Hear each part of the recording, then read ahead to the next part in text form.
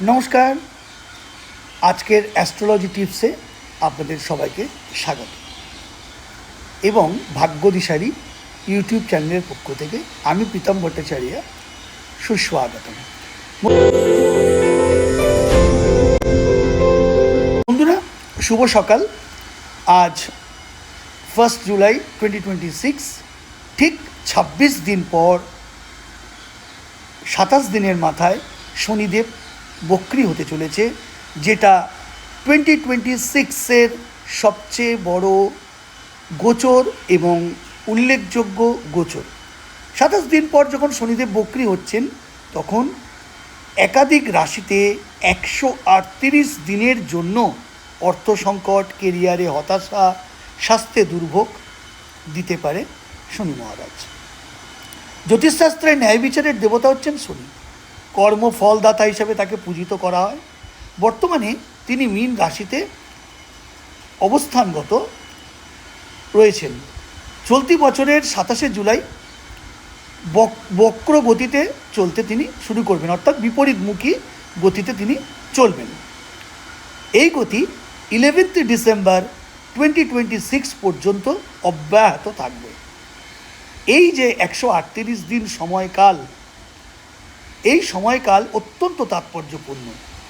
এর প্রভাব কেবল ব্যক্তিগত জীবনে নয়, বরং জাতি, সমাজ এবং ওয়ার্ল্ড পলিটিশিয়ান অর্থাৎ বিশ্ব রাজনীতি এবং বিশ্বের অর্থনীতির ওপরও ব্যাপকভাবে প্রভাব বিস্তার করবে বা প্রভাবিত হবে। আমরা এবার দেখে নেব 12টি রাশির কী প্রতিক্রিয়া বা কী প্রভাব পড়বে তাদের উপরে। প্রথমে যদি বলি মেষ রাশি। মেষ রাশি চাকরিজীবীদের জন্য সময়টি অনুকূল। প্রতিকূলতা সত্ত্বেও আপনি কর্মক্ষেত্রে উল্লেখযোগ্য সাফল্য অর্জন করবেন। বৃষ রাশি, আপনার কর্মজীবনে উত্থান পতন দেখা দিতে পারে। অতিরিক্ত কাজের চাপ মানসিক ও শারীরিক শক্তির ক্ষয় ঘটাতে পারে, সতর্কতা অবলম্বন করুন। মিথুন রাশি, কর্মক্ষেত্রে আপনার কঠোর পরিশ্রমের যথাযথ মূল্যায়ন না হলে আপনি হতাশ হতে পারেন। বর্তমান চাকরিতে কিছু ভালো সুযোগ হাতছাড়া হওয়ার সম্ভাবনা রয়েছে। কর্কট রাশি, আপনার জীবন হঠাৎই উন্নতির পথে এগিয়ে যাবে তত্তর করে পালতোলা নৌকার মতো। তবুও কেরিয়ারের কিছু চমৎকার সুযোগ হাতছাড়া হওয়ার আশঙ্কা থেকেই যাচ্ছে।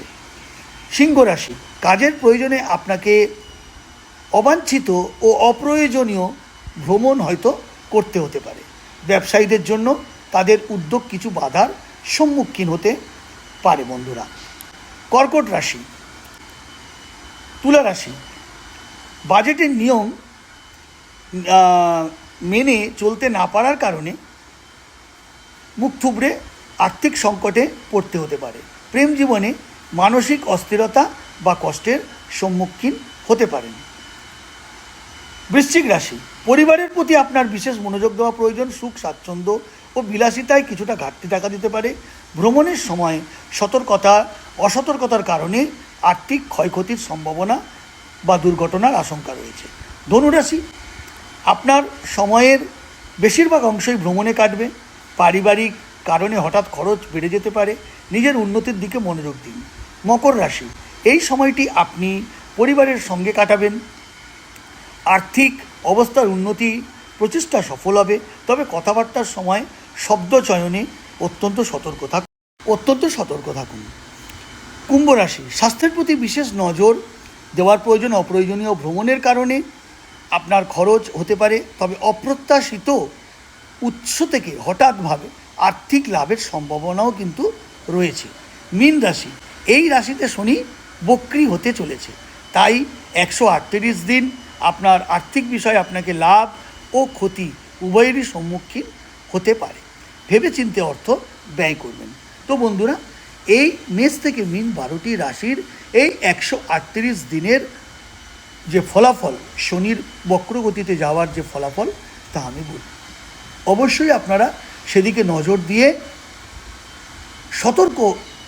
সতর্কতা অবলম্বন করে যদি এগিয়ে চলেন, তাহলে 138 ডেজ আপনার জন্য অত্যন্ত আশাব্যঞ্জক বা দুর্ঘটনা, হতাশা থেকে আপনি মুক্তি পাবেন।